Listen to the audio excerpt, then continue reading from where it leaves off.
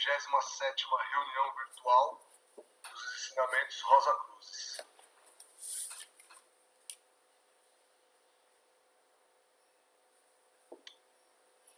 Capítulo 3, o homem e o método de evolução, o sangue, veículo do ego.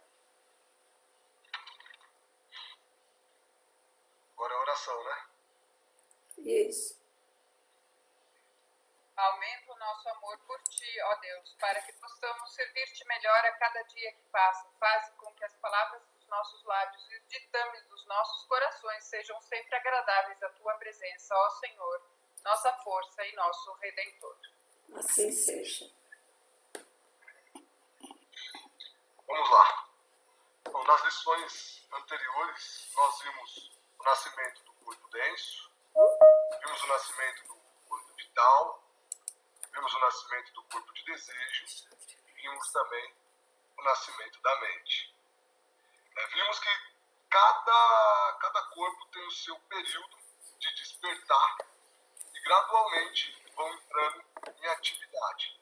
Para ser mais específico, de 7 em 7 anos. Então, nos primeiros 7 anos nasce o corpo vital, nos próximos, aos 14, o corpo de desejo, e em seguida, nos 21, a mente. Bom, quando a criança nasce, ela possui o corpo físico e os demais corpos ficam interpenetrados. Ela já os possui, porém, os mesmos ainda encontram um estado latente, aguardando o seu período para o despertar por completo. Isso acontece com todos os corpos, inclusive com o corpo denso, que lentamente é preparado dentro da cobertura protetora do útero e no tempo certo de nascimento, às vezes 7 meses, às vezes 8 e às vezes 9, ele desperta. Esses corpos latentes que eu mencionei ficam latentes por determinado período. Tem algumas individualizações e funções deles que já podemos observar, por exemplo, de cara já no recém-nascido, como as funções da excreção dos sólidos, produzidos pelo polo negativo. Acho que tem algum microfone aberto. Retomando então, sobre alguns, a gente consegue observar já no recém-nascido algumas funções, como a excreção dos sólidos, produzido pelo polo negativo do éter químico, e a excreção dos fluidos produzida pelo polo negativo do éter de vida. E as funções também passivas da percepção sensorial, que devido às forças negativas do éter de luz, também é notável que a criança é totalmente impressionável, é toda olhos, é toda ouvidos. Porém, aqui só para a gente deixar bem claro, esses corpos, mesmo com as funções claras desses corpos operando na criança, esses corpos responsáveis por essas funções ainda estão latentes, eles ainda não estão desenvolvidos. Então, eu vou lançar aqui uma primeira pergunta. Se o corpo vital da criança não está plenamente desenvolvido, como que é possível que ela exerça as funções que correspondem ao mesmo? Um chute? Eu chuto, seria por causa do corpo vital macrocósmico que ela está utilizando? Isso, muito bem. Exatamente isso. Por causa desse período, o que atua é o corpo vital macrocósmico e não o microcósmico, o qual pertence ao indivíduo. Do 0 aos 14 anos, a medula óssea vermelha não forma todos os corpos sanguíneos. Por tal motivo, a criança não se sente individualizada, pois a maioria destes é suprida por uma glândula chamada timo, que é localizada bem no centro do peito, entre o pulmão e na frente do coração. E essa glândula, ela contém uma certa quantidade de corpúsculos do sangue dos pais. Então, por isso que do 0 aos 14 anos, a criança é mais apegada com a família, está mais com os pais, está sempre buscando a companhia e refúgio dos pais ou dos tutores. E quando ela já completa os 14, ela já começa a querer buscar a sua tribo, buscar o seu lugar, e aí por muitas vezes até é entendido que é uma fase rebelde, mas na verdade realmente é uma fase de descoberta. Então é por isso que nesse período as crianças ficam no que a gente julga rebelde.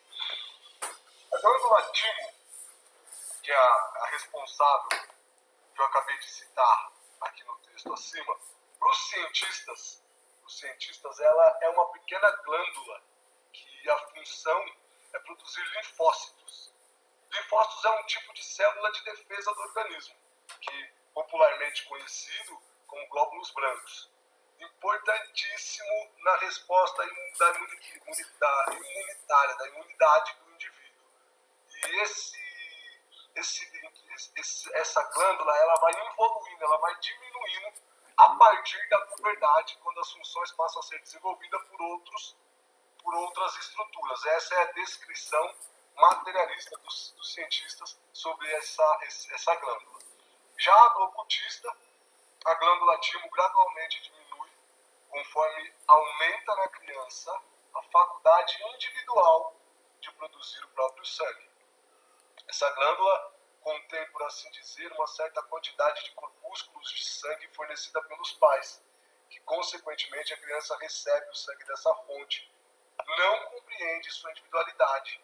E aí lá por volta dos 14, quando ela está entrando na puberdade, ela passa a produzir o sangue, levando a pensar por si mesma, como ela alcança a sua plena expressão.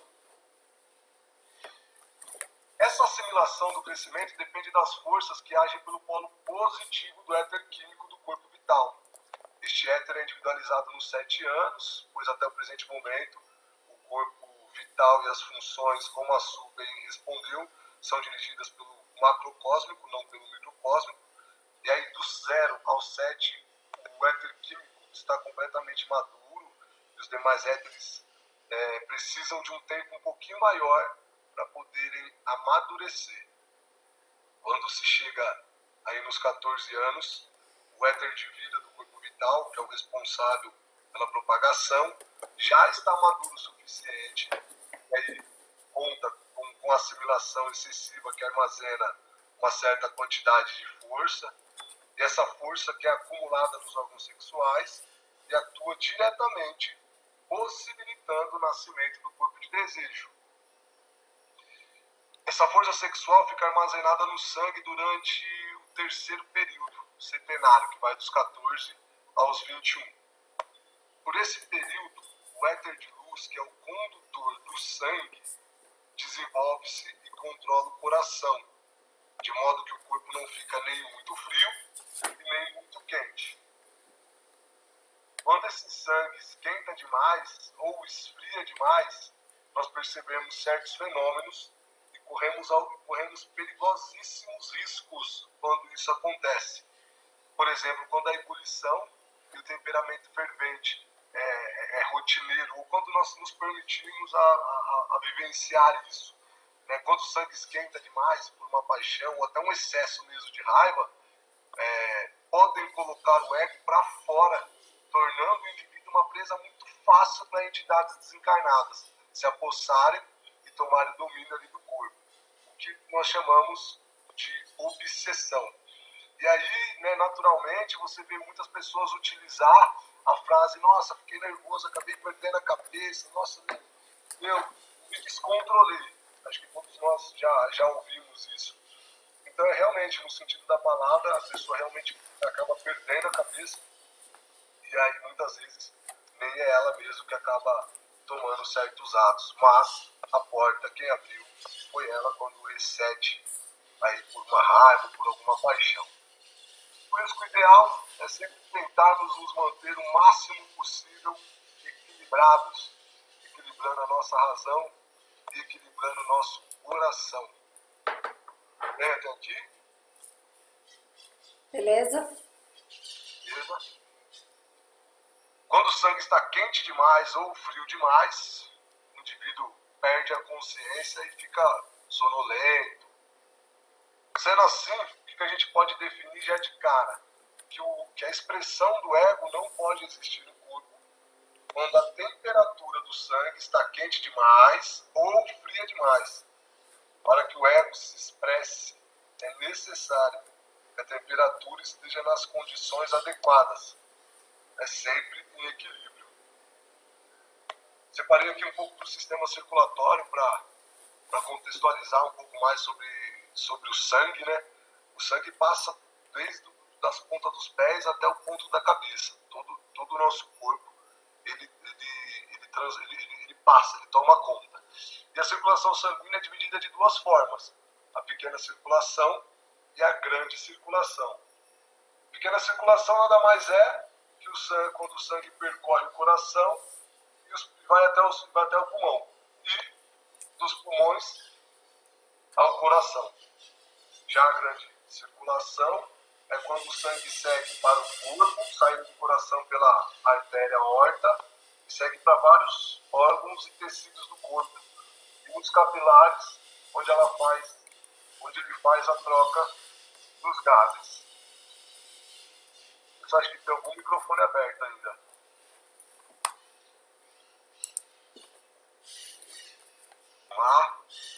E quando o sangue flui pela artéria, que são profundas no nosso corpo, ele é um gás. Mas a perda do calor que ocorre na região mais próxima da superfície do corpo leva-o a condensar-se parcialmente. Então, né, como o Luiz sempre coloca isso muito bem, que o sangue, né, é um gás, não é um líquido. Ele se condensa quando ele entra em contato mais próximo aí do ar. Mais uma pergunta. Quando é que o corpo atinge o calor ideal para a expressão real do ego? Em qual período isso acontece?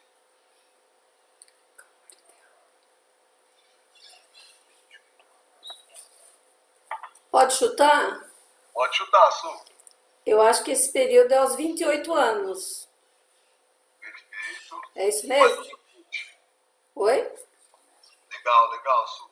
Tem mais alguém que quer dar mais um chute? Eu acho que começa aos 21, né, Fê? Não é bem assim exatamente 28, 21, né? Exato, Su. Perfeito. Exatamente. Na verdade, ó, o ego não se manifesta enquanto a mente não tenha nascido. Perfeito, Su.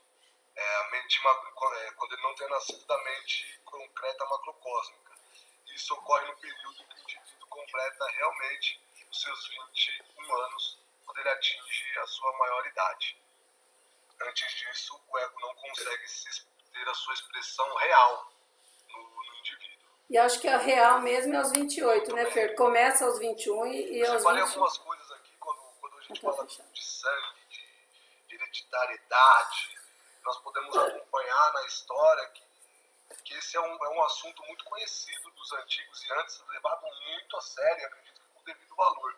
No caso, por exemplo, dos Vikings, eles constituíram uma parte muito importante da história medieval e eles não permitiam que ninguém se casasse com um membro das famílias deles, né, sem que antes se passasse por uma cerimônia de mescla de sangue.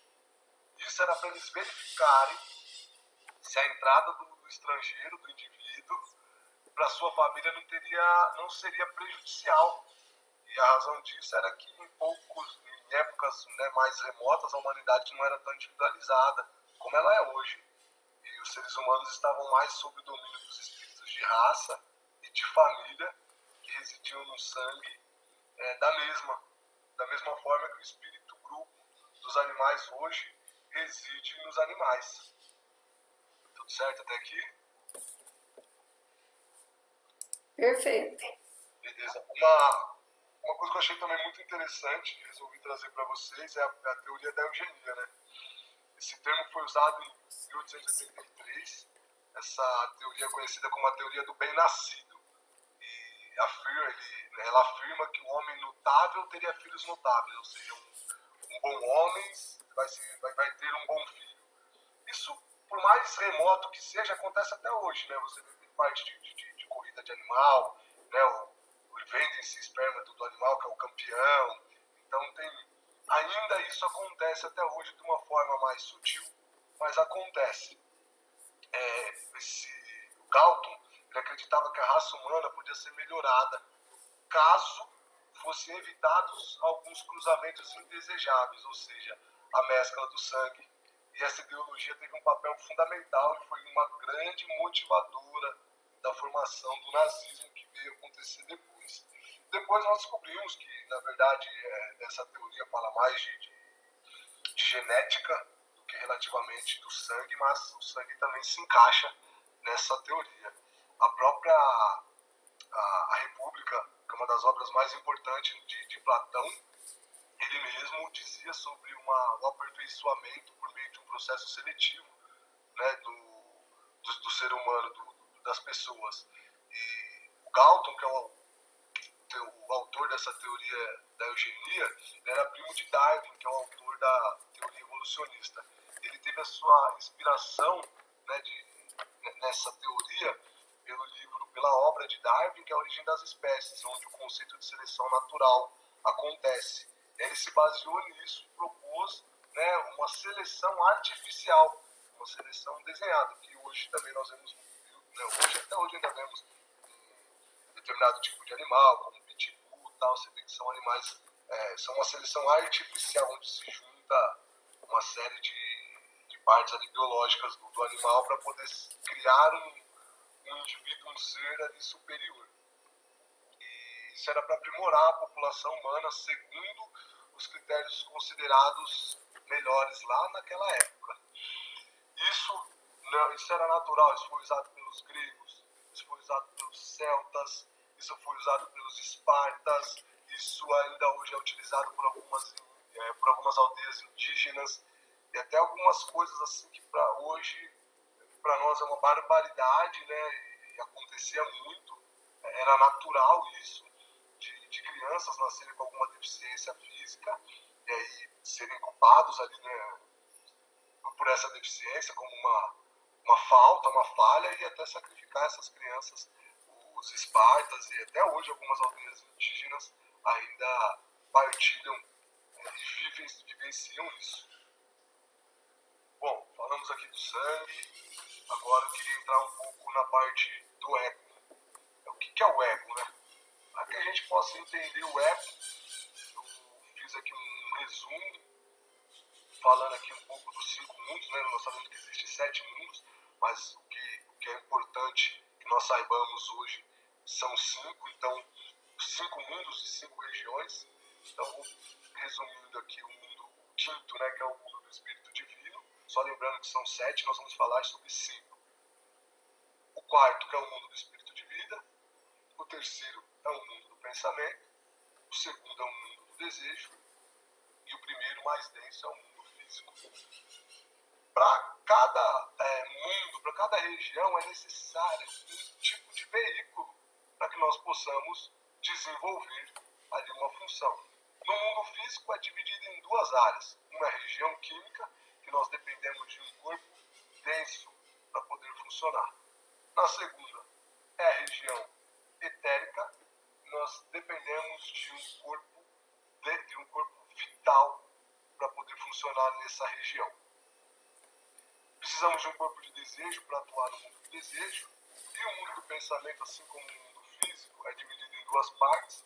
Na região do pensamento concreto, onde nós temos a mente para atuar, e na região do pensamento abstrato, nós temos o espírito humano para atuar. Temos o espírito de vida, que atua no 4º mundo, no mundo do espírito de vida, e o espírito divino, que atua no 5º. Esses 3 espíritos constituem o que nós chamamos de tríplice espírito. Já os 3 corpos constituem o que nós chamamos de tríplice corpo.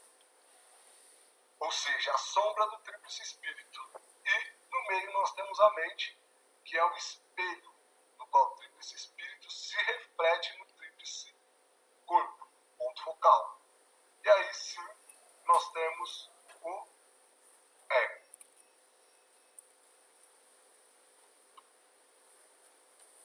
O ego é o que nós somos, a nossa essência, ou seja, deuses em desenvolvimento. Que no tempo e com o desenvolvimento certo vão ser capazes de criar até sistema solar. Todos os nossos veículos são ferramentas utilizadas pelo ego para o nosso desenvolvimento. Uma outra pergunta. Quando o ego entrou, pela primeira primeira vez na posse dos seus veículos?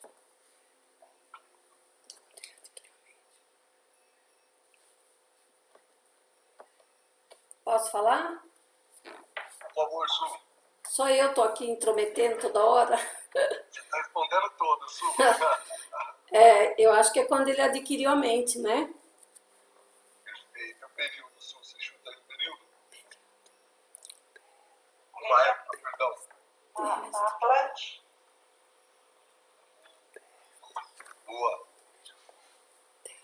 Na verdade, No período terrestre, né, Fer?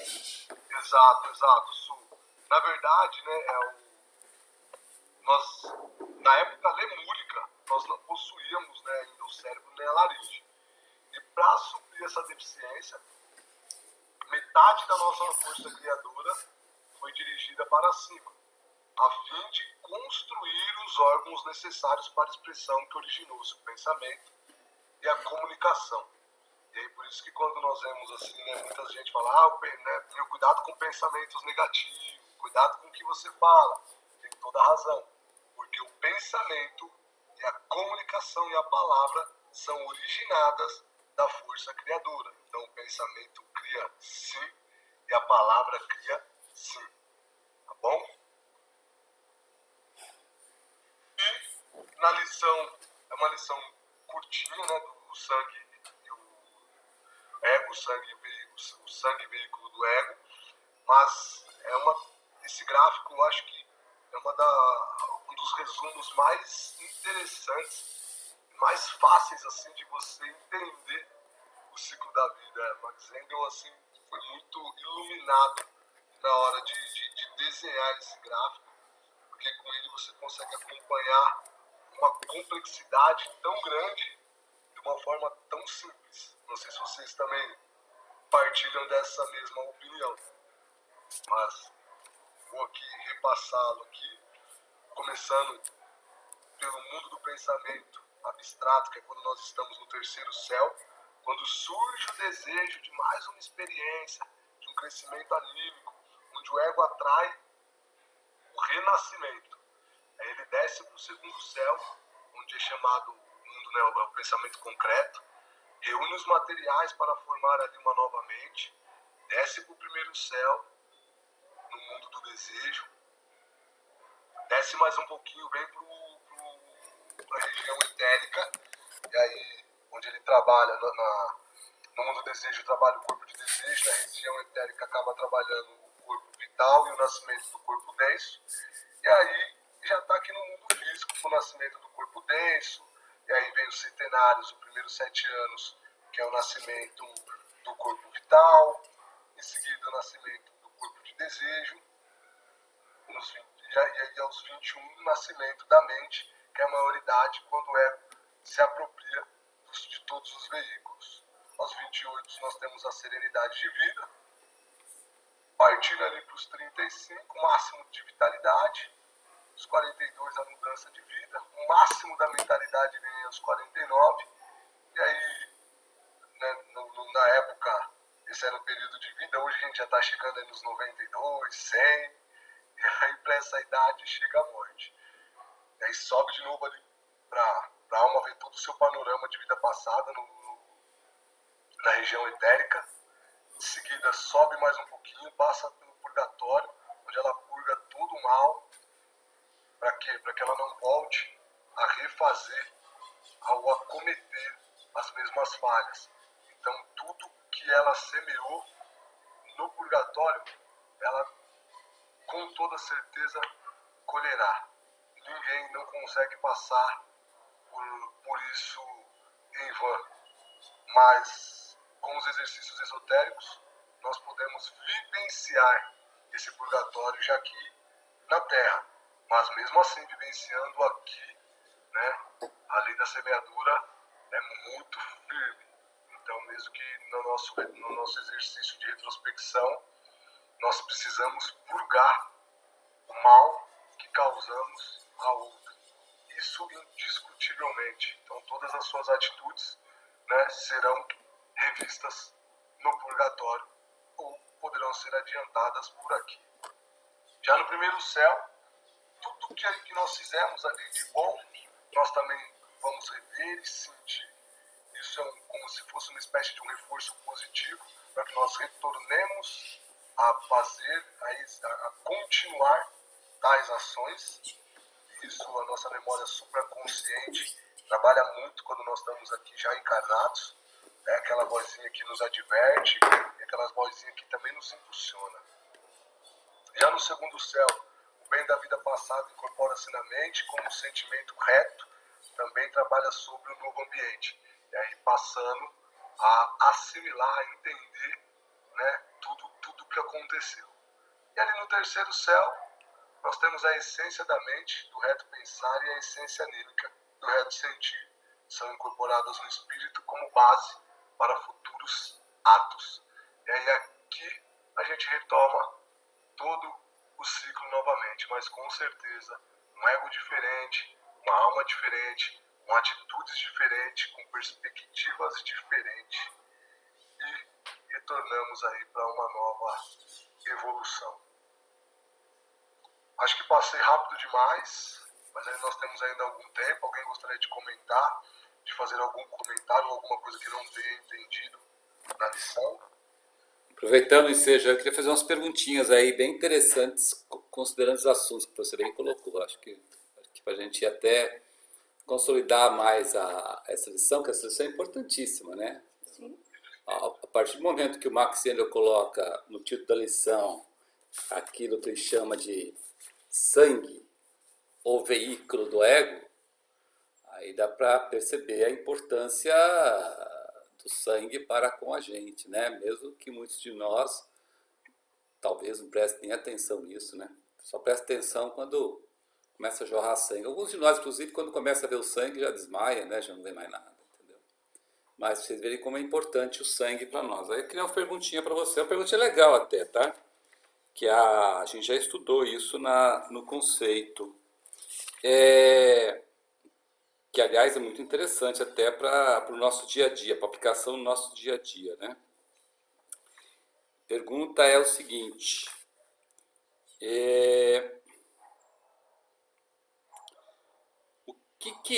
qual é o requisito para um ser vivo, seja qual for, mineral, vegetal, animal, ser humano?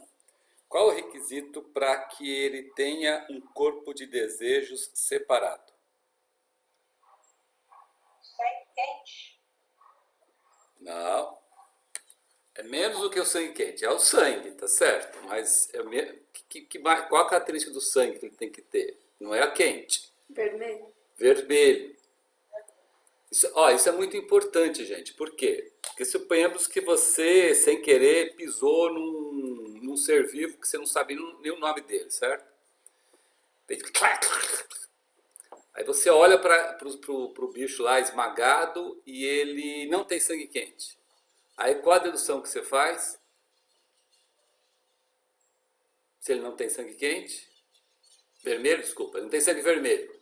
Você olha lá, tem lá um sangue branco, sangue incolor. Qual a barata, é isso? Qual a conclusão que vocês chegam? Que ele não tem corpo de desejos. Portanto, ele não sente desejo. Dor. Certo? Ok? Sim. Então, ele não sente a dor, ele não sente sofrimento, ele não tem a individualidade apropriada para aquela forma. Lógico que você não vai sair matando esses seres vivos porque eles estão evoluindo sobre uma determinada condição. Mas ele não tem corpo de desejos. Né? É quase que vamos dizer, está numa transição entre um ser vegetal e um ser animal. Isso é interessante a gente notar, até para a gente saber distinguir, né, os irmãos menores dos seres que estão em transição, certo? Então, esses não são necessariamente os nossos irmãos, ainda não são os nossos irmãos menores, né? Isso é uma coisa muito interessante. O sangue quente, ele é necessário para quê? Já que falaram do sangue quente, né? O sangue quente é necessário, qual o motivo? Para que serve? Por que é necessário o sangue quente?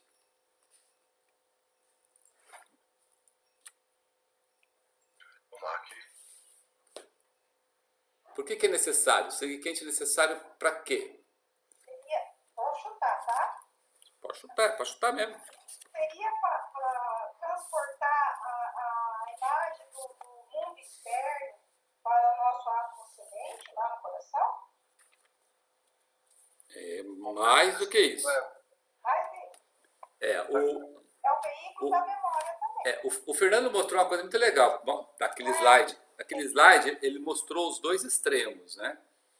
Se o sangue estiver muito quente, Isso, atrás, lá na frente. né? E esquentar. Não porque você está num calor escaldante, não é isso não, tá? O sangue fica quente porque você está num processo descontrolado de raiva, de ódio, de descontrole mesmo. Isso é muito comum, por exemplo, na nossa querida adolescência, né? Mas não é só na adolescência, não. A gente já vê vários marmanjos aí, marmanjas, né? Que já deveria ter passado a adolescência há muito tempo, ficar aí de maneira descontrolada. Isso acontece muitas vezes quando você está numa turma, uma quantidade de gente lá, obviamente com paixões inferiores, né? De destruição, de raiva, de ódio, de vingança, de se acabar.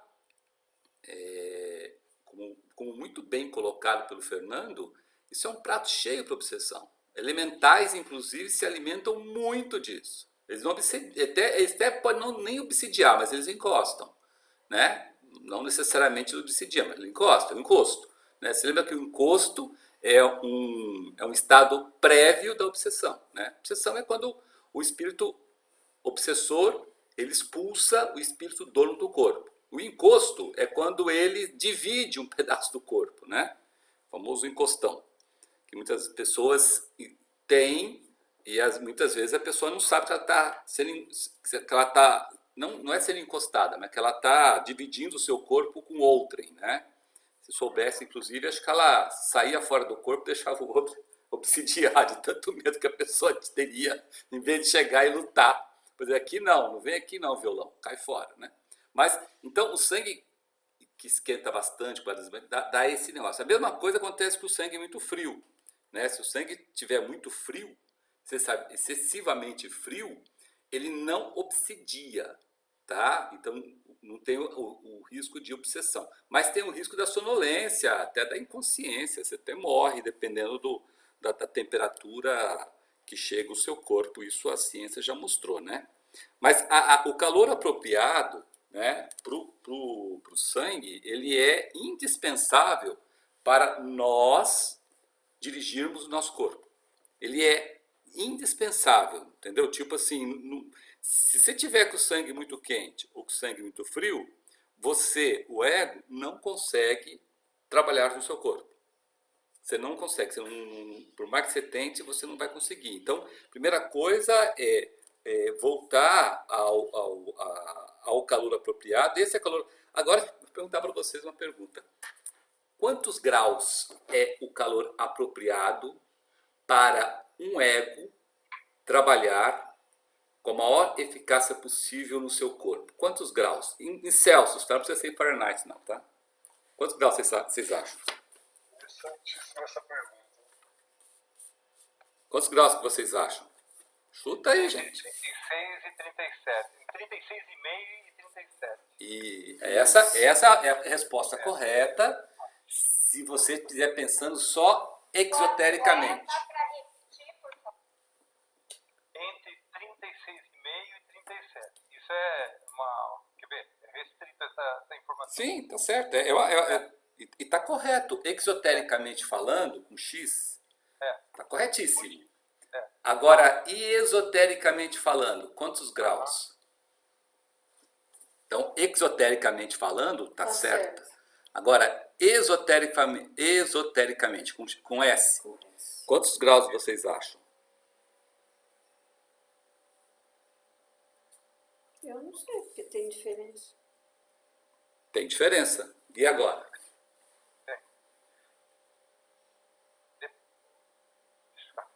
Não, pode falar, chuta aí, gente. É bom, vamos debate esse negócio aqui, não é monólogo, não.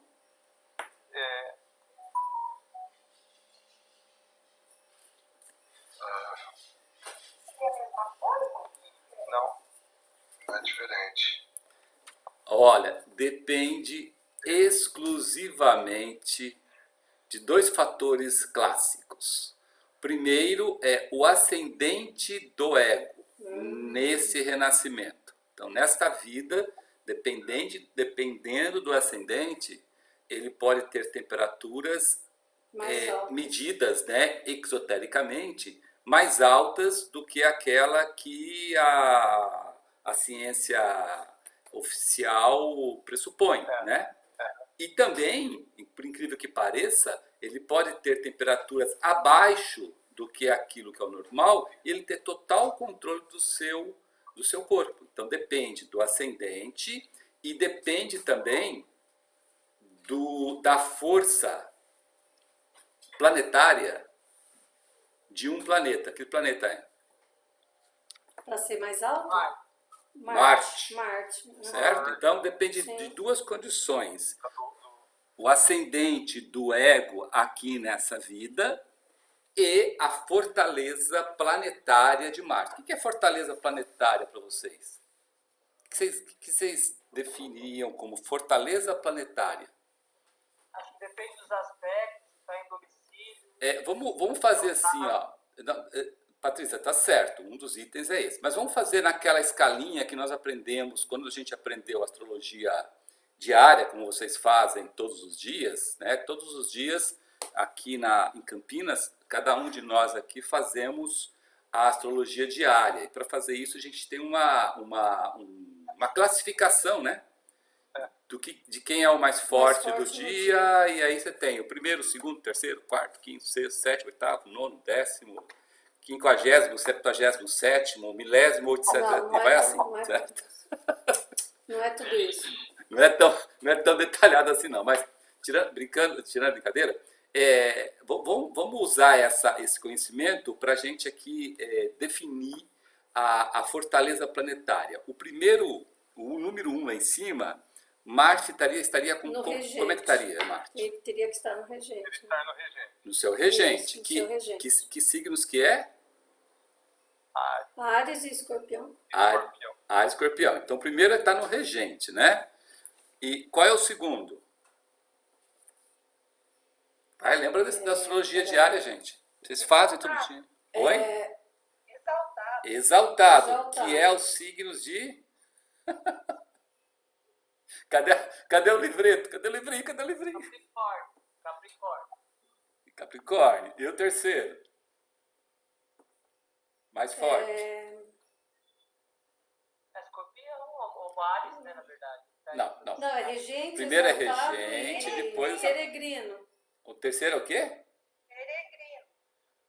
Peregrino, com aspectos, né? Aspectos Isso. bons ou adversos, né? Uhum. Certo? E aí o quarto, quinto, sexto, sétimo, aí são as composições dele, entendeu? Né? Quantidade de aspectos mais fechados, aspectos mais abertos, não é assim? Isso. Lembra, né? Então, são essas fortalezas, esses níveis de fortaleza planetária que a gente usa para identificar a fortaleza, no caso de Marte, ou não fortaleza de Marte num tema, tá? E é isso que vai dizer que aquele ser humano, apesar da temperatura mais alta do que o normal ou mais baixa que o normal, está tranquilamente sob controle do ego. Vocês lembram isso? O caso clássico que o Max Sendel coloca na Mensagem das Estrelas são as pessoas com ascendente em Áries, que nascem em torno em Áries ou Escorpião, né? Que nascem em torno de que graus? Do 10º ao 20º. Segundo decanato. Até o 20º. Sem nenhum astro na primeira casa, exceto, logicamente, que se tiver lá o planeta Marte, aí beleza, mas ou os planetas não. Essa pessoa é uma ariana ou uma escorpiana de fato. Qualquer outra coisa ali é uma mistureba que tem que ser analisado, certo? Então não adianta você falar, eu sou ariano, eu sou escorpiniano, se você está em lá uma casa lá, um grau lá que não é do 10º ao 20, que, sei lá, de repente tem planetas lá, astros na primeira casa ou astros nos 6 últimos graus da 12ª casa, você não é um ariano nem um escorpiano de fato, nato e caramba quatro. Mas se você for um dessas pessoas, né, você tá claro, né, que ela pode estar com uma temperatura muito alta, isso o Max Sennel, inclusive, coloca, e ela tem toda, ele até fala assim, né, para outros seres com outros ascendentes, essa temperatura desse ariano escorpiano aqui já tinha levado ele embora há muito tempo, né? Sim. E a pessoa tá lá, quentinha e totalmente ciente do seu corpo. E isso é verdade que nós já tivemos, eu e o Carlos, essa experiência e a criança ficou normal, tranquila, como se nada tivesse acontecendo, só que a temperatura já estava lá nos 38. E não morreu. Não, e nem passou mal, nem E nem desmaiou passou nada. mal. Quem passou mal fomos nós.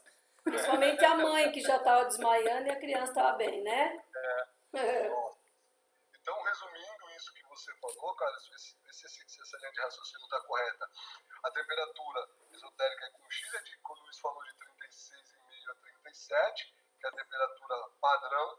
Porém, a temperatura do sangue ela é muito individual de acordo com os signos e as casas. Então, não existe uma temperatura correta. Por exemplo, tem uma média. Exatamente. De fato é isso mesmo. Tá? O que a ciência faz, ela faz essas medidas em cima de uma média de uma população. Mas os casos extremos para cima e para baixo, ela não consegue explicar. Entendeu? Ela não consegue explicar. Tanto é que se qualquer criança chegar com uma temperatura que é dito febre, qual a orientação do médico? Põe embaixo da água fria, não é assim? Sim. Chuveirão, frio. Exatamente. Banho frio. Então, porque eles não falam assim, pô, não tem condição, é melhor, tipo assim, né, é melhor prevenir para remediar, tenta voltar. Faz ela voltar para o padrão, pelo amor de Deus. Certo? Não é? Isso é muito legal. A outra pergunta. Oi. Posso voltar um pouquinho, por favor? Pode, lógico. Então, voltando às suas duas perguntas. Primeiro, qual o requisito para um ser mineral, vegetal, animal ou humano ter um corpo de desejo separado? É ele possuir sangue vermelho, é isso? Vermelho, né? Isso. Tá. E por que precisamos de sangue quente? É porque o sangue quente ele permite as emoções, as paixões, os sentimentos, é isso? E a gente aí fica só vegetando? Não, porque o sangue... Então, por que a gente tem que possuir sangue quente? Porque o sangue quente é que nos dá as condições adequadas para controlar o nosso corpo. Certo? Sangue quente apropriado, não é quente pegando fogo, não, mas apropriado. Ok. É para manter o metabolismo, Carlos? Não. Controlar o ego. É para manter o controle nosso ego do instrumento corpo. Do ego para controlar o corpo. O ego controlar o seu instrumento, que é o corpo denso. Não, por isso que fala que o sangue é o veículo do ego, né? Né, Fer? Por isso que fala, o sangue é o veículo do ego, né? Exatamente. E o que o expulsa é a temperatura aí muito elevada ou muito baixa. Isso. Deixa ele sonolento e impede. Isso que o Carlos está falando é realmente muito interessante que todos nós gravemos isso, né? Porque isso impede a expressão do ego. Não é possível. Então, o esquema de evolução, cada vez que nós vemos isso, é de encantar, é de maravilhar. Né? Porque né, precisa ter uma temperatura ali adequada para cada indivíduo, para que essa expressão possa ser feita. Então, na verdade, é maravilhoso, né? Se olharmos para a magnitude da arquitetura disso, é incrível. É fantástico, né? Para nós, por exemplo, com crianças ou alguém que, por exemplo, está muito próximo, tal, a gente sabendo, por exemplo, os ascendentes, tal, e se é um nato, né, igual foi falado, ariano, escorpiano e tal, porque se a gente cai numa condição dessa, a gente já não desespera, né? A gente tem o nosso primeiro controle, né? E depois tomar as providências, lógico, né? Mas sem desespero, sabendo que ela não vai morrer só porque chegou naquela determinada temperatura, né? É bacana, né? É muito lindo ver isso, né? Por via das dúvidas, joga do banho frio. Por via das dúvidas, deixa tomar banho frio. Passa álcool também, geladinho. Não fica tentando testar, não. 38,5, 38,6, Não, 38. não é isso. Não é isso? Foi no banho tão frio que também pode dar choque térmico. Isso, Lógico, exatamente. não é para jogar na neve. Mas né, é o que filho? eu falei, é para não ficar no desespero, é saber que pode estar ainda normal e tomar as providências com a cabeça fria. Foi isso que eu falei. Sim, a febre é importante. E eu ia só comentar também o que aconteceu comigo e com o Pedro. Sim. E todo mundo aconselhou isso, os enfermeiros e os médicos lá, né, quando a gente foi para o Vera Cruz. O Pedro teve sepse, quase morreu, foi tudo muito rápido. E aí eles falaram que a taxa de pessoas que morrem por sepse, né, que a infecção pode ser bacteriana ou viral, é muito alta e acontece muito rápido. Então, eles falam que um dos sinais, né, além de febre, é se você vê que a pessoa está tendo algum tipo de alucinação, você vê que a pessoa está estranha, ela falou umas coisas que não tem nada a ver, assim, ela tá estranha do habitual dela, e ela tá sentindo muito frio por conta da febre e tal, é para correr para o hospital ou para uma clínica mais próxima, porque é bem provável que ela tenha algum quadro de sepse, e se você não corre para assistência médica logo, a pessoa pode vir a óbito, pode realmente morrer. A gente ficou bem chocada, mas vocês viram isso com o Pedro, né, quando aconteceu, e a partir disso a gente fala sempre para todo mundo a importância de ficar atento para os sinais ligados ao sintoma de febre. Sim, concordo. Boa, Julinha. Febre é um negócio sério, né?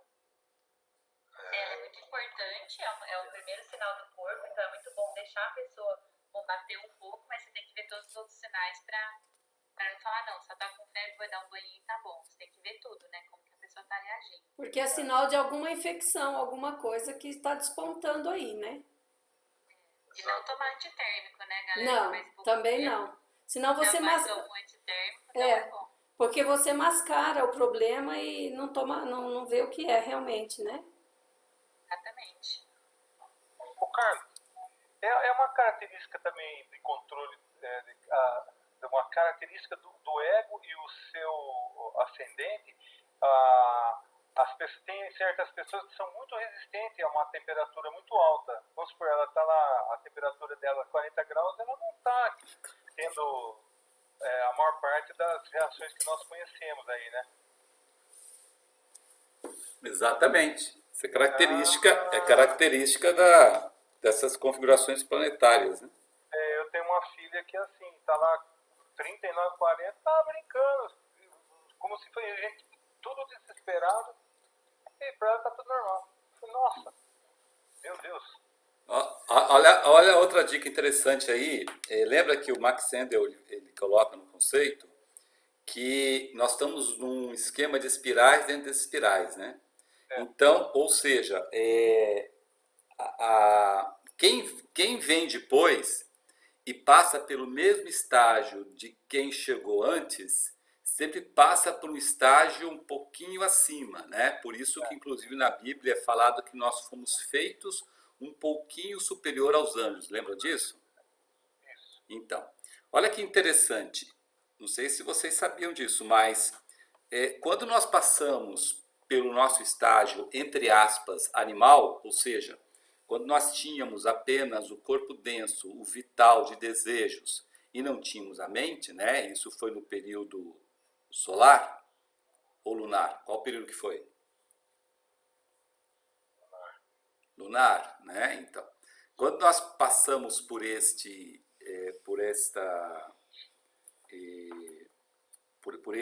estágio, nós não tínhamos sangue vermelho. Olha que interessante, nós não tínhamos sangue vermelho. Os nossos irmãos menores, que chamam-se hoje animais, por incrível que pareça, vocês sabem disso, os superiores principalmente, eles têm sangue vermelho e quente. Entendeu? Então, ou seja, eles que vieram depois da gente para passar pelo estágio que nós já passamos, eles passam um pouquinho acima do que nós já passamos lá atrás, entendeu? Né? Isso é uma prova fidedigna de que há espirais dentro das espirais de fato. Que legal. E isso comprova, né, que, então, por exemplo, nessa época nós mesmos não sentíamos dor, porque não tínhamos sangue vermelho nem quente. Os animais que são os irmãos menores de hoje, agora eles sentem dor. Sim. Né? Então, daí a importância de um regime vegetariano da proteção desses irmãos, né? Exatamente, Fernando. Perfeito. Você falou tudo. Na mosca, hein? Falou Oh, tudo. Isso, oh. isto é a causa, né, de que se você continua atrapalhando a evolução dos irmãos, desses seus irmãos menores, seja por causa do alimento, seja por qualquer peça de roupa que você usa, ou qualquer outra coisa que você usa que necessite acabar com o corpo denso de um irmão menor, você está adquirindo dívida que você vai ter que pagar em vidas futuras. Porque você tá acabando, ou destruindo, ou perturbando, ou atrasando um ser vivo. De sangue quente e vermelho. É quase que, né, quase muito próximo ao ser humano nesse sentido, né? E você está assassinando, então você é um assassino. Por mais que a lei ainda não diga que não, apesar de que agora, né, não, se você bater num cachorro, se você não sei o que, é preso, é fiança, não sei o que. Tá, e se você matar um boi? Não, um boi não, um boi você pode matar. Tranquilo. É maior, né? O boi é maior, tem de monte aí. O cachorro não, o gato também não. Mas o boi... O coelho, e coelho, e se você chegar a bater num coelho? Não, bater você não pode, mas você pode matar para comer. Então é coisa nossa, é os nossos irmãos e irmãs, né, que ainda tem algumas, além dos homens, né, tem uma certa dificuldade em ser um tanto quanto coerente, né, em relação a essas coisas. Apesar do que nós estamos vendo, graças a Deus, vocês também estão vendo, um avanço como nunca houve, né, dos alimentos que substituem a carne, não só pela substituição propriamente dita, mas para conseguir fornecer uma quantidade de elementos nutricionais, retirando todos aqueles que já foram, inclusive, identificados pela ciência oficial como nocivos, que é da própria carne, né? Então, vocês veem aí uma evolução, tudo bem que é uma evolução necessária, voltada para a parte financeira, né? As pessoas fazem isso para ganhar dinheiro, né? Ninguém faz lá o negócio porque está com dó do boi. Faz primeiro para ganhar dinheiro. Aí depois entra dizendo que está com dó do boi, dó da vaca, não sei, mas inicialmente para ganhar dinheiro. Porque se caso não ganhar dinheiro, pode ter certeza que a indústria vai para o beleléu rapidinho, né? Mas é melhor do que no passado. Nós aqui, a maioria de nós, somos num passado, né? E que só tinha soja. Nossa, horrível. Então. E ainda, né, Carlos, era bem variado, de alimento muito ruim. Nossa, já poucas, né? Você vê que, nossa, hoje a gente tem um leque extenso e o que eu, no meu ponto de vista, eu vejo como uma evolução muito grande. Até essa própria lei, né, dos animais é um passo pequeno, remoto, mas já é um pequeno grande passo. Sem e aí dúvida. daí, daqui a pouquinho, nós estamos estendendo para outros. Então, esse despertar, né, da consciência, se nós pegarmos aí também, né, pela história, né, em tempo de escravatura, você vê que ia sendo liberado aos pouquinhos algumas coisas, né, para que a gente, para que chegasse depois numa coerência, né, de falar, estava tudo errado, o que a gente estava fazendo.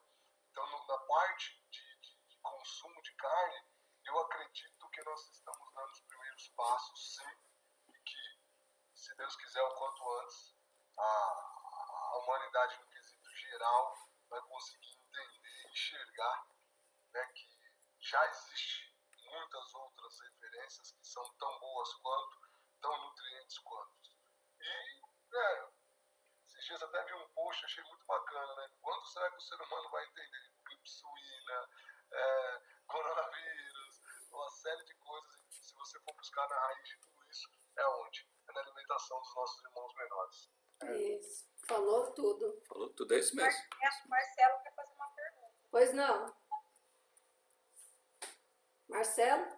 Oi. Então, é assim, eu queria uma explicação esotérica, assim, com relação aos costumes, né? Porque aqui não se come cachorro. Em alguns lugares se come cachorro, né? Como que se explica isso, né? Apesar de o irmão ter falado da questão da evolução, do nosso entendimento com relação a não comer carne, né? Os meus parentes comem camelo.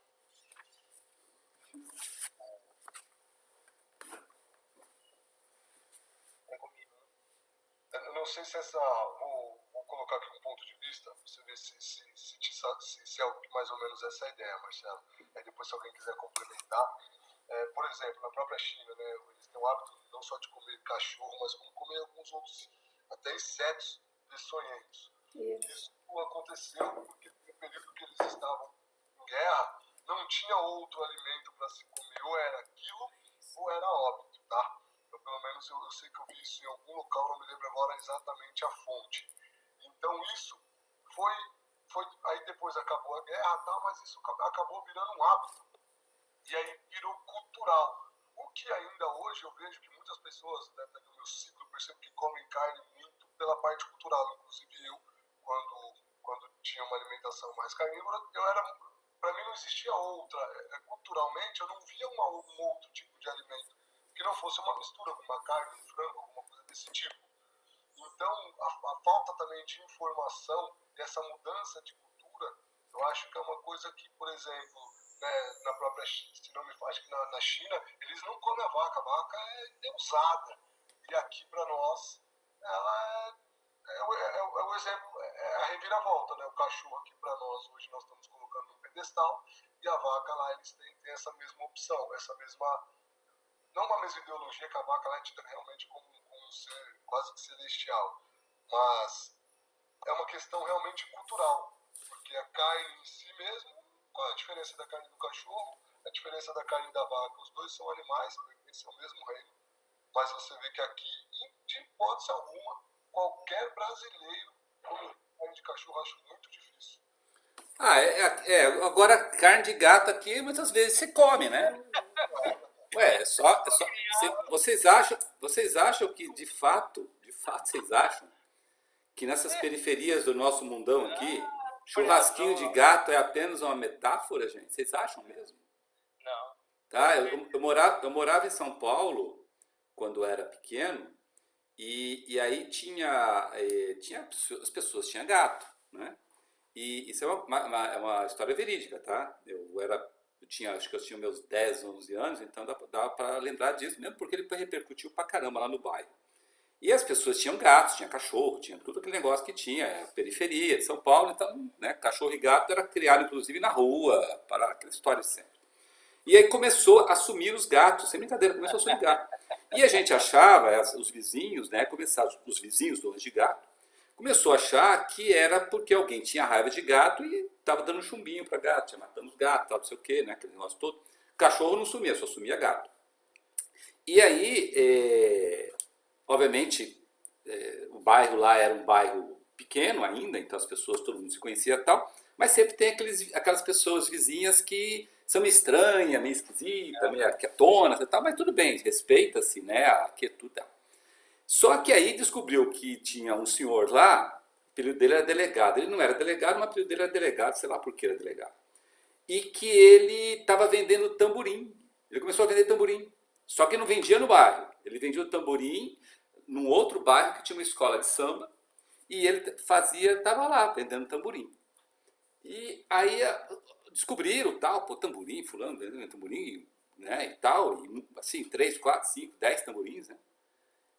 Bom, aí logicamente, né, as pessoas vão se falando e fala, a vizinhança fala, todo mundo fala e todo mundo fala e tal. Até que os vizinhos lá, um mais exaltado lá, que tinha perdido um gato de estimação, a filhinha dele estava doente, não sei o quê, invadiu a casa do cara e foi lá, foi ver lá, tinha lá os gatos mortos, né, alguns com as cabeças jogadas, enterradas, tal, não sei o quê, e fizeram. Naquela época não tinha... Naquela época, na década de 60, em São Paulo, não tinha esse negócio de ter que ter mandato para entrar, não tinha esse negócio, era diferente, né? As coisas eram diferentes. Então o delegado invadiu a casa do cara lá e pegou o cara, viu lá que era o cara que estava roubando, matando os gatos para fazer tamborim, entendeu? Fazia tamborim com os gatos, lá com o pelo do gato, porque a pele do gato era muito boa, dava afinação muito boa para tamborim, né? Aí você chega e fala assim, e o que ele fazia com a carne do gato? Aí todo mundo... Aí começaram a perguntar se ele fazia churrasquinho também e vendia em algum lugar, alguma feira, em algum lugar, porque daí sabia o que era, né? Mas respondendo a pergunta do Marcelo, a questão é o seguinte, a questão não é só do cachorro, a questão é do gato, como eu falei para vocês, a questão, por exemplo, é do camelo, como o Luiz falou, a questão é do cavalo. Não sei se vocês sabem, mas aqui no Brasil até eu não me lembro até que ano, mas teve até um ano aí, eu sei porque eu conheci um senhor que ele era dono, é dono em Ouro Fino, de uma das maiores indústrias de charque de carne seca do Brasil. Por que a charque carne seca? Porque ele fazia a carne lá, se ele vendesse para o sul, ele punha etiqueta de charque. Se ele vendia para o nordeste, ele punha etiqueta de carne seca, de jabá, entendeu? O negócio era o mesmo, só que depende para o norte e para o sul. Ele mesmo falou para mim. E aí, a gente falando, tá, mas eu perguntei para ele, falei, cara, é verdade que carne seca, jabá, é carne de cavalo velho? Tal? Falei, olha, hoje não é mais. Esse hoje faz mais ou menos uns 10 anos que eu conheci ele. Mas ele falou assim, que ele não me lembra, até a década, não sei das quantas lá, era permitido ao Brasil abater cavalos velhos, os pangarés da vida, né, de uma certa idade, para fazer carne seca, charque. E qual era o álibi? O álibi era a falta de alimento. Ah, tá faltando alimento, tá faltando vaca, tá faltando boi. Olha pro cavalo, olha pro cavalo velho, burro velho, a égua velha, a mula velha, não dá dando mais nada. Por que não, né? Certo? A carne, o charque, a carne seca, ela já é uma carne fibrosa, né? Então, tipo, é diferente de você comer uma carne de cavalo ou de burro, como você come uma carne de vaca, né, ou de boi, que é mais macia. A carne, o charque e a carne seca já tem que ser mais dura, mais fibrosa. Então, a questão não é a tradição de comer. A questão é o hábito de comer, né? Então, as pessoas comem qualquer coisa. Qualquer animal é comido. É que para nós ocidentais, comer carne de cachorro, é horrível. Para, de repente, para eles lá, falam assim, mas vocês comem carne de, sei lá, vocês comem carne de capivara, coisa esquisita. Passarinho, tem gente que come passarinho, adora comer passarinho. Rã. Entendeu? Então, é o ser humano se apropriando de um ser inferior para se alimentar, independente de que for. Tem gente que come carne de foca, carne de leão marinho, carne de baleia, carne de pinguim, né? O pessoal lá da África do Sul lá tinha umas ilhas lá que comia carne de pinguim. Agora está muito em alta o javali. Javali, capivara, tem ali, olha, tem tudo. Por exemplo, os canadenses comem carne de alce, carne de veado, carne de qualquer coisa lá que se move lá em cima, até de urso, se esperar, eles comem. Mas eu acho que o que está acontecendo, que a gente vê da China, é que é igual o Fernando falou, que na China não é só os cachorros, né? Os gatos, eles comem de tudo, né? Não sei se vocês sabem, na China, para você fechar, quando você fecha um negócio grandão, e você é um cara grandão, muitas vezes, depende da região da China, você celebra o fechamento desse negócio tomando sangue de cobra. Isso é verdade. Tá? E é assim, eu sei porque um colega me contou, ele foi para lá e tal, e é assim, você está num restaurante, tal, fechou o acordo de milhões de reais, parará, aí vem vem o garçom e ele traz, não para você, traz para o cara que está fechando negócio com você, o chinês, um negócio cheio de cobra, certo? E o cara escolhe a cobra. Ele contou para mim, ele escolheu a cobra, meu colega ficou olhando só, falou, mas o que ele vai fazer com essa cobra, né? E aí depois o cara sumiu. Beleza. Aí sumiu, deu meia hora, veio numa garrafinha bonitinha assim, aquele coisa vermelha, que ele achava que era licor. Falei, deve ser licor de alguma cereja, licor de alguma coisa, framboesa, sei lá, alguma coisa vermelha e tal. E aí ele, né, tá lá, não sei o quê, um pouquinho, um cálice, pouquinha coisa assim, sabe? Um cálice bem pouquinho. Aí ele tomou, né? Todo mundo tomou, ele tomou celebrando lá, shares, não sei o que, tá. Eles só falaram para ele que era sangue de cobra quando ele chegou no hotel. Porque sabia que ele ia passar mal, vomitar, foi o que ele fez, inclusive, certo? Mas tradição, costume, entendeu? Alimento. Então eu posso dizer que esses costumes, esse hábito e essa tradição é simplesmente do mundo físico, porque independente disso, a lei universal nossa, né, espiritual, seria a mesma, independe do animal. A gente usa do vegetal com um grande favor que essa onda de vida faz para a nossa nutrição, e os animais a gente já não deveria comer mais, é isso, né? eu digo assim, Regiane, eu digo assim. Se você é cristão, então se você é um cristão, ou seja, se você busca imitar a vida de Cristo, se você estuda de fato a Bíblia, sob a orientação de Cristo, se você procura colocar na sua vida diária os princípios cristãos, né? Principalmente esotéricos, ou seja, com S, ou seja, você está estudando uma escola ocultista que prega o cristianismo esotérico, ou seja, você está numa escola de preparação para a busca da iniciação, como por exemplo a Fraternidade Rosa Cruz, você não deve comer a carne, porque você já entendeu Cristo lá atrás, os essênios, os nazireus, os nazarenos, lá atrás eles já disseram como é que tinha que ser a sua vida dali para frente, né? Agora, se você faz tudo isso e come carne, você continua adquirindo dívidas, como qualquer outro que está comendo carne, né? Está adquirindo dívidas. A partir do momento em que não é mais para você comer carne e você continua comendo, você está adquirindo dívidas.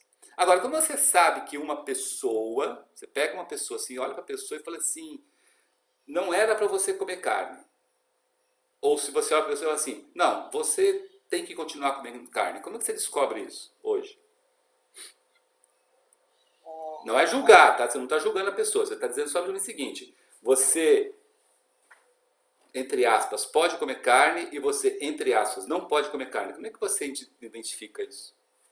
Quem está cuidando da parte espiritual e quem não está. Quem é um materialista, por exemplo, não adianta você falar nada desses princípios para ele. Não necessariamente, né?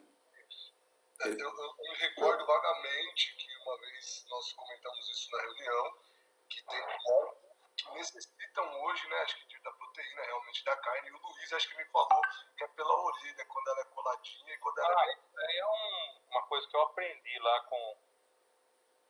Eu peguei isso com você, Luiz. Eu sei, isso aí me comentaram uma vez, numa reunião, que a orelha, o lóbulo, ela é maior, não é colado.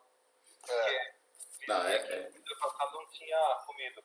Eu, do jeito que me falaram, eu acreditei e passei para frente. É legal a gente discutir isso agora, eu não acreditei. É um momento. Esse método eu não conheço, eu conheço só um método. O único método de você descobrir se a pessoa... Esotericamente é você saber qual o panorama de vida que ela escolheu. Tá. Não tem outra. Por exemplo, vou pegar o Max Sendel. O Max Sendel comia carne, bebia, fumava, até uma certa idade, lembram disso? Sim. Marinheiro.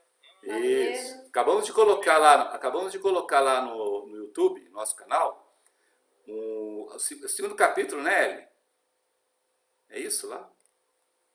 Sim, o segundo capítulo está lá. Então, e no segundo capítulo que está lá, está escrito lá, inclusive, até quando Max Sendel, nesse último renascimento dele, ele comia carne, ele bebia e ele fumava, né? Então, ou seja, ele escolheu um panorama de vida que até aquela idade, a idade já era avançada, tá? Tinha passado os 28 anos, né? Ele teve a necessidade ainda, na sua existência, de se alimentar de carne, de fumar, de beber e de procriar. Certo? Ele teve lá, até a Rosa Cruz, acho que... Quantas? 3 esposas. 3 esposas e quantos filhos? 4, né? 4, né? 4, né? Sendo que um casamento foi forçado, né? Exatamente. Mas, né? Então... Primeiro, ele tinha 20 anos e a mocinha tinha 16, a mãe dos 4 filhos dele. Eu estou desconfiado que ele estava usando uma arma de fogo nessa hora aí. Vai saber, né? Entenderam? Mas eu estou usando esse exemplo para mostrar o seguinte, que cada um de nós aqui que existe, cada um de nós que estamos aqui, e muitos outros, escolheu um panorama que até certa idade era necessário se alimentar de carne, muitos de nós era necessário fumar, muitos de nós era necessário beber, entendeu? E num certo momento da nossa vida, a partir de tal momento, falou, bom, chega, não quero mais não quero mais acumular dívidas com os meus irmãos menores. Farei de tudo e mais um pouco para não ter mais essas dívidas. Pronto, acabou. Normal. Entendeu? Uma dúvida só para não perder essa linha de raciocínio. Por mais que você escolhe isso no panorama, isso não te isenta da responsabilidade depois no purgatório do que você, por exemplo, da bebida, da alimentação carnívora, ou essa escolha acaba te isentando depois do período Não. que você escolheu não fazer. A escolha em si não, mas o exercício de retrospecção bem feito pode apagar do seu átomo semente essas dívidas que ainda você teve, porque essas dívidas não são dívidas de pecados não expiáveis, Tá? Esses pecados são expiáveis, sim. E no conceito Rosacru do Cosmos nós aprendemos, né, que a retrospecção ela pode sim apagar isso de toda a sua vida. Por exemplo, do Max Endel, para ele alcançar a quarta iniciação menor, e quando está lá quase morrendo ainda conseguir a quinta, pode ter certeza, gente, que daquela idade que ele decidiu até a idade que ele desencarnou, muita coisa ele conseguiu apagar do átomo semente do corpo denso, fazendo a retrospecção. E arrependimento e reforma também, né? Arrependimento e reforma íntima. E olha que você vê, olha só que interessante, ó, isso é outra coisa bacana para a gente ter como referência, né? Apenas como referência. Você não viu lá uma Oceanside, uma The Rosicrucian Fellowship, transformada num zoológico, né? Então não é por aí que você, né, se arrepende, concorda? Ou resolve essa dívida que você tem com os irmãos menores. Não é, a partir de agora então eu vou pegar tudo que eu posso de animais do meu lado. Não é assim, porque o trabalho é feito do lado de lá, não é do lado de cá. Trabalho mesmo, sério com essa, né? Exatamente. Ô, Carlos, você Oi. me fez lembrar também desse capítulo 2, um negócio super interessante que tem a ver com o sangue, por isso que eu resolvi comentar, né? Que o Max Endel fala que depois que ele virou vegetariano, antigamente, ele sempre tinha muito assim, qualquer ferimento, ele sangrava pra caramba. E depois que ele virou vegetariano, ele perdeu uma unha inteira uma vez e só perdeu um pinguinho de sangue depois, né? Bem lembrado, isso mesmo, é verdade. Olha o efeito do controle do ego para com o seu corpo, né? Você tirou os elementos nocivos que contaminam a sua alimentação, o controle do ego é maior, né? Por isso, ó, só para arrematar, por isso que quando a gente faz a concentração, quando oficializa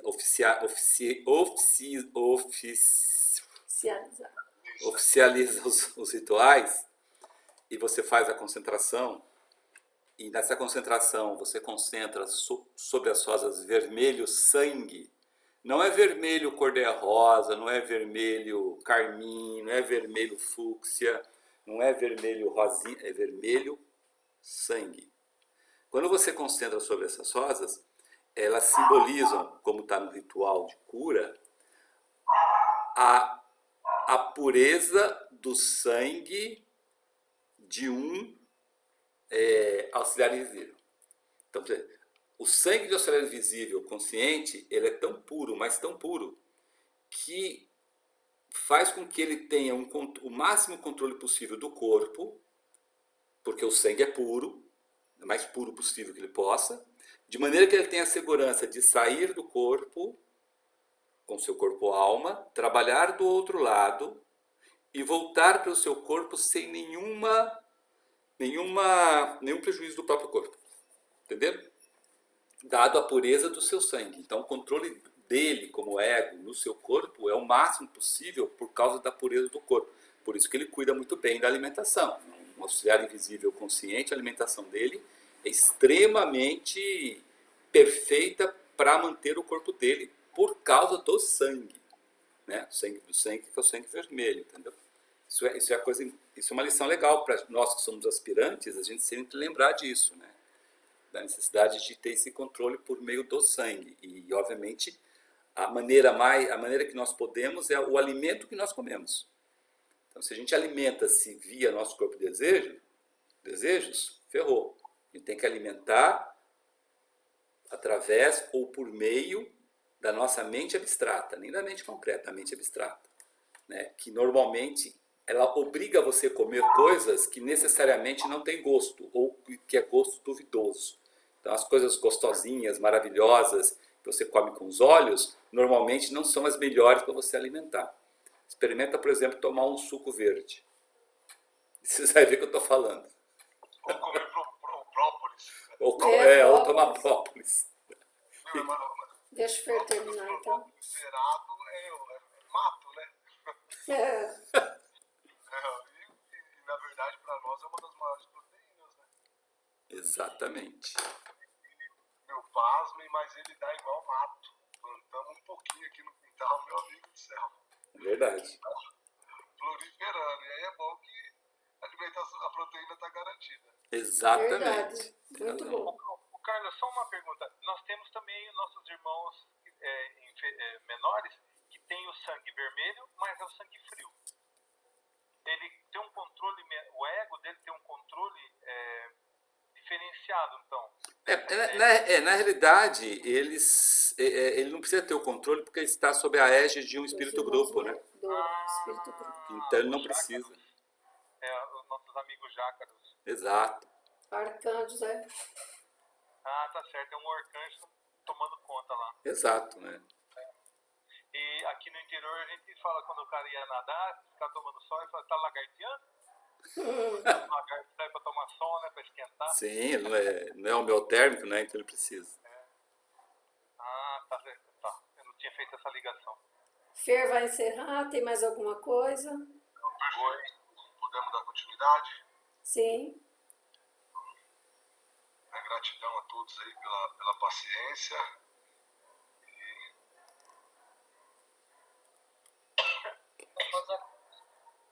Não te pedimos mais luz, ó Deus, senão olhos para ver a luz que já existe. Não te pedimos mais ouvidos para ouvir as presentes melodias. Não te pedimos mais força, senão modo de usar o poder que já possuímos. Não mais amor, senão habilidade para transformar a cólera em ternura. Não mais alegria, senão como sentir mais próxima essa inefável presença. Para dar aos outros tudo o que já temos, de entusiasmo e de coragem. Não te pedimos mais dons, amado Deus, mas apenas senso para perceber e melhor usar os dons preciosos que já recebemos de ti. Faze que dominemos todos os temores, que conheçamos todas as santas alegrias, para que sejamos os amigos que desejamos ser, para transmitir a verdade que conhecemos, para que amemos a pureza, para que busquemos o bem, e com todo o nosso poder possamos elevar todas as almas, a fim de que vivam em harmonia e na luz de uma perfeita liberdade. Que assim seja, que as rosas floresçam em vossa cruz. E na vossa também. Na vossa também. Na vossa também.